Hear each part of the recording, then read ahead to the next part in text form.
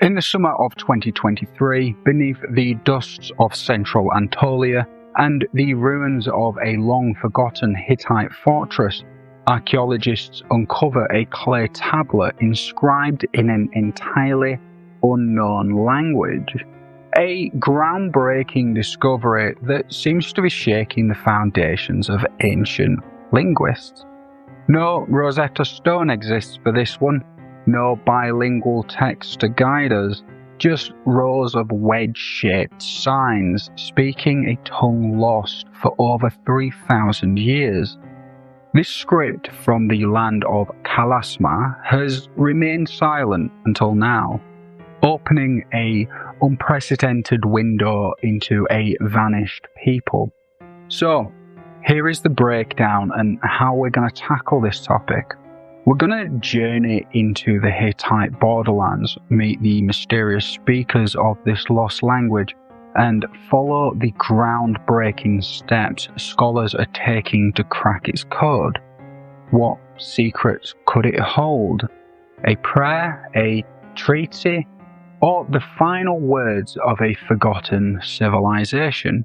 Well, we do have some things worked out already, but before we dive into this, just know that I'll be watching this discovery closely, bringing you every update as researchers make progress.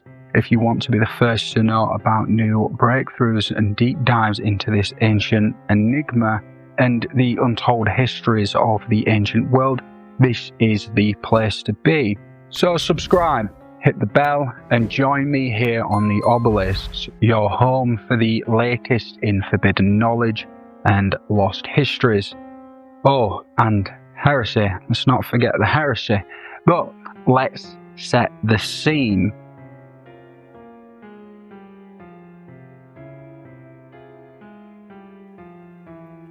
In the Late Bronze Age, the Hittite Empire sprawls across Anatolia.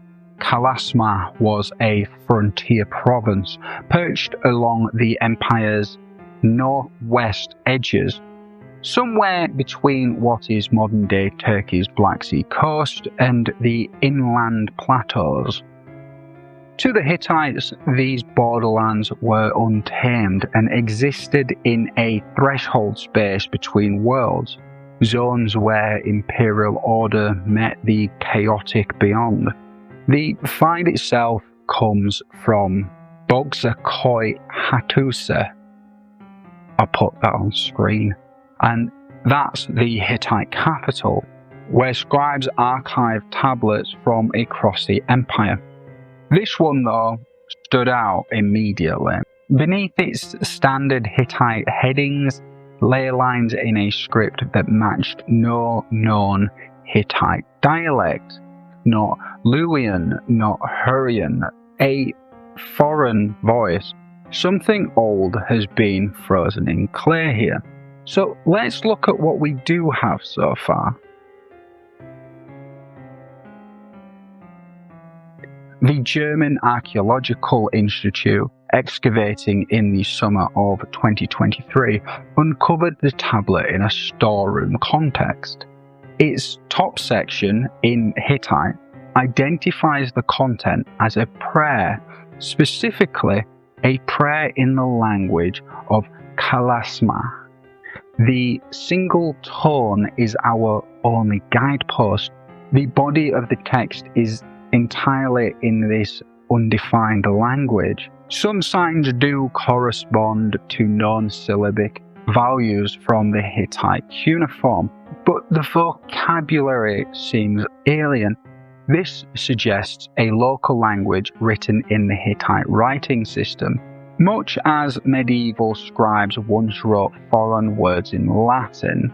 For now, the text remains untranslated, but experts are comparing it to neighbouring Anatolian languages to look for patterns. But what's the relevance today? You see, finding a new language from the Late Bronze Age is rare enough to send ripples through archaeology. Most ancient scripts we know are variations of already attested tongues, but Kalamasic, if we may call it that, could represent an entirely separate Anatolian branch, or even a linguistic isolated language. It also challenges our map of Hittite cultural influence. The Empire scribes thought this prayer that important that it was preserved in the original tongue, perhaps to honour its divine addressees in the words of its homeland. This raises questions. Was Kalašma a semi-autonomous client state, a sacred cult centre? The tablet hints at political and religious connections that we've only just begun to imagine. Right now, we don't exactly know what the prayer says. The introduction suggests it addresses a deity, possibly a local to Kalašma. The body could contain petitions for rain, fertility, protection, or victory, common themes in the Anatolian religion. The prayer could belong to a localized Anatolian faith that blends Hittite state religion with unique traditions of the Kalašma people. Or it might even represent a belief system entirely separate from anything we've yet documented.